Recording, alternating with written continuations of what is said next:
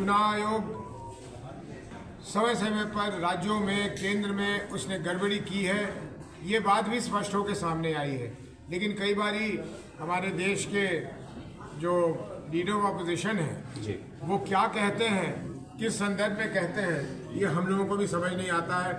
इसलिए अभी चुनाव हुआ ही है, अभी चुनाव की गिनती नहीं हुई है।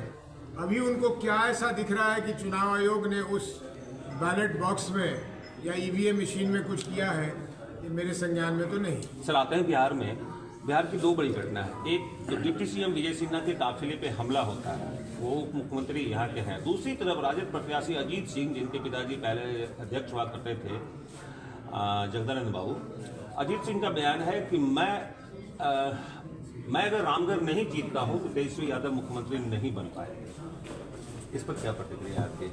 अपनी पार्टी के मुख्यमंत्री पे काफिले पे हमला हुआ है, बहुत ही निंदनीय है। लोकतंत्र में किसी पर हमला कर देना ये दर्शाता है कि कानून व्यवस्था की क्या स्थिति है। और उप मुख्यमंत्री खुद जवाब दें कि उन्होंने अपने राज्य में कौन सी कानून व्यवस्था स्थापित की है कि उन्हीं के काफिले पर हमला हो जाता है। लोगों में अगर गुस्सा है तो उसको जाहिर करने के बहुत सारे तरीके हैं, इसलिए मैं इसकी निंदा करता हूँ। ऐसा नहीं होना चाहिए। ये कोई अलोकप्रियता नहीं दर्शाता कि वो इतने अलोकप्रिय हैं कि लोगों को पत्थर मार रहे हैं।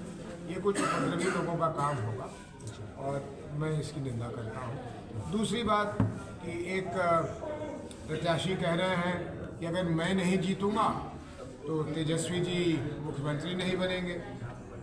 इसका क्या अर्थ है मेरे समझ नहीं आता। मैं यही समझ सकता हूँ कि वो अपने आप को इतनी मजबूत स्थिति में समझते होंगे कि वो ये कह रहे होंगे कि अगर मैं भी नहीं जीतता तो बाकी जगह महागठबंधन का जीतना मुश्किल है और इसलिए हो सकता है कि तेजस्वी जी मुख्यमंत्री नहीं बने।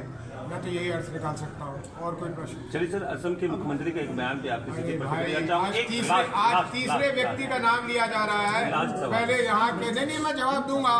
पहले यहाँ के प्रदेश अध्यक्ष भारतीय जनता पार्टी के बेकार मतलब बोलना, फिर यहाँ के स्थानीय सांसद, और अब आप कह रहे हैं वो हेमंत बिस्वा जी। क्या बोलिए, क्या कह रहे हैं? इन्होंने कल ही कसबा विधानसभा में कहा है कि जब जब हिंदू बंटता है तो लालू प्रसाद और पप्पू यादव जैसे नेता होते हैं, और जब हिंदू एक रहते हैं तो नरेंद्र मोदी और अमित शाह जैसे नेता होते हैं। अब इच्छा तो है कहने की कि फिर बढ़ जाना चाहिए, लेकिन ये भी नहीं कह सकता कि आदरणीय नरेंद्र मोदी जैसे नेता होने चाहिए।